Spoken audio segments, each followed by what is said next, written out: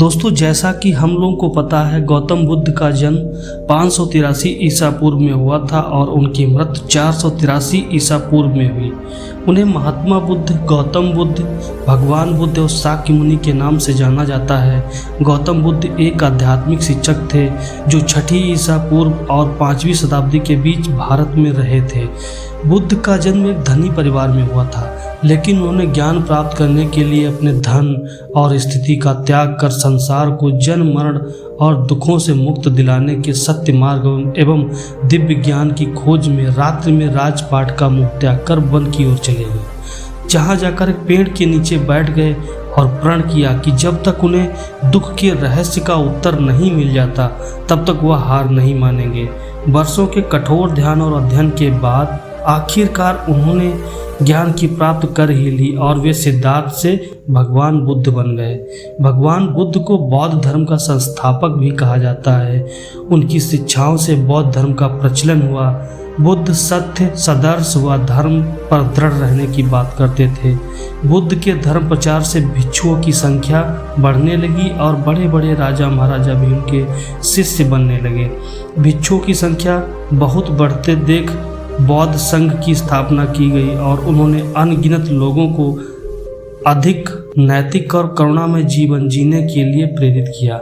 बुद्ध के जीवन पर आधारित एक ऐसी कहानी है जिसे जनमानस भी आत्मज्ञान पा सकता है। आज हम आपको बुद्ध की कुछ ऐसी अद्भुत कहानी के बारे में बताएंगे। ये कहानियाँ आपको जीवन के बारे में बहुत कुछ सिखा सकती हैं। गौतम बुद्ध ने लोगों को बहुत सरल और प्रेम भाव से ज्ञान की बातें बताई। गौतम बुद्ध की इन कहानियों से आप जीवन के महत्वपूर्ण सवालों के जवाब जान सकते हैं, जैसे जीवन क्यों है, जीवन क्या है, जीवन का उद्देश्य क्या है। तो चलिए बिना समय गंवाए हुए बुद्ध के इस ज्ञान के महासागर में डुबकी लगाते हैं। बहुत समय पहले की बात है। एक बहुत गरीब इंसान था। उसके साथ उसकी पत्नी और 2 छोटे छोटे बच्चे भी थे। उसका अपने परिवार का पालन पोषण करना बहुत कठिन हो गया था। उसका दिमाग काम नहीं करता था और मन भी अशांत रहने लगा। तभी उसने अपना घर छोड़ने का फैसला लिया। एक रात जब उसकी पत्नी और दोनों बच्चे सो रहे थे तो वो चुपचाप घर से चला गया। रात में बिना किसी मंजिल के वो आदमी चलता रहा। तभी अचानक उसने देखा कि एक नदी के किनारे भगवान बुद्ध अपने शिष्यों के साथ बैठे हैं। उसी वक्त उसने निर्णय लिया कि वह भी अब सन्यासी हो जाएगा और भगवान बुद्ध का शिष्य बनकर ही यहीं रहेगा। उसके बाद वह भगवान बुद्ध के चरणों में जाकर गिरा और उनसे विनती करने लगा कि वो उसे अपने शिष्य बनाकर अपने साथ ही रख लें। भगवान बुद्ध ने उस गरीब इंसान की बात सुनकर उसे अपना शिष्य बनाकर अपने साथ रख लिया। भगवान बुद्ध अपने शिष्यों के साथ आगे बढ़ते हैं। रास्ते में चलते चलते थक गए थे। सब रुककर एक पेड़ के नीचे विश्राम करने लगते हैं। तभी भगवान बुद्ध को गर्मी के मारे बहुत तेज प्यास लगी। उन्होंने अपने नए शिष्य से कहा, यहाँ पास में ही एक सरोवर है, तुम जाकर वहाँ से पानी ले आओ। भगवान बुद्ध का आदेश मानकर वह सरोवर से पानी लेने चला गया। जब वह सरोवर के पास पहुंचा तो उसने देखा कि कुछ जंगली जानवर सरोवर में उधम मचा रहे थे। जैसे ही वह सरोवर के और पास गया, सारे जानवर वहां से भाग जाते हैं, लेकिन सरोवर में कीचड़ सड़े गले पत्ते के ऊपर तैर रहे थे, जिसके कारण उसका पानी बहुत गंदा हो चुका था। इतना गंदा पानी भगवान बुद्ध कैसे पिएंगे? फिर वह बिना पानी लिए वापस लौट जाता है और आकर बुद्ध से बोलता है, भगवान उस सरोवर में तो बहुत गंदा पानी था, वह पानी पीने के लायक नहीं है।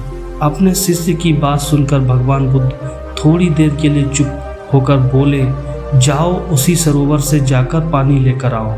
भगवान बुद्ध का आदेश मानकर वह वापस से सरोवर की तरफ चला गया, लेकिन वह मन में ही यह सोच रहा था कि भगवान बुद्ध इतने गंदे पानी को कैसे पिएंगे। जैसे ही वह सरोवर के पास गया, वह ये देखकर चौंक गया कि सरोवर का पानी एकदम निर्मल और स्वच्छ हो गया था और अपने स्वभाव में बह रहा था। उसने पानी लिया और भगवान बुद्ध के पास गया। उसने प्रश्न किया, भगवान थोड़ी देर पहले मैं सरोवर का पानी ये मैला था और ये इतना साफ कैसे हो गया?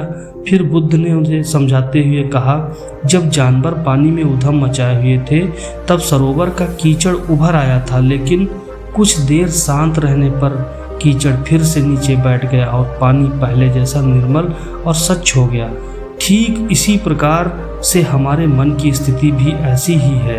जीवन की कई कठिनाइयाँ और भाग दौड़ हमारी मन में उथल पुथल पैदा कर देते हैं, जिसके कारण हम बिना कुछ सोचे समझे गलत निर्णय ले लेते हैं। लेकिन कोई भी निर्णय लेने से पहले अगर हम अपने चित्त को शांत रखें और धैर्य बनाकर बैठाकर सोचें तो हमारे मन की वो उथल पुथल भी पानी के कीचड़ की तरह नीचे बैठ जाती है और तब हम जो निर्णय लेते हैं वो हमेशा सही होता है। इसलिए बुरे समय में इंसान को अपना धीरज नहीं खोना चाहिए। भगवान बुद्ध की ये बातें सुनकर उसका दिमाग खुल जाता है और वह शांति से बैठकर सोचता है कि उसे अपनी गलती का एहसास हुआ नज़र आता है। फिर उसने ये समझ में आता है कि उसने अपना घर छोड़ने का निश्चय गलत किया था, निर्णय गलत हो गया था। फिर वो भगवान बुद्ध के चरण स्पर्श करके उनसे आज्ञा लेकर अपने घर और चला जाता है।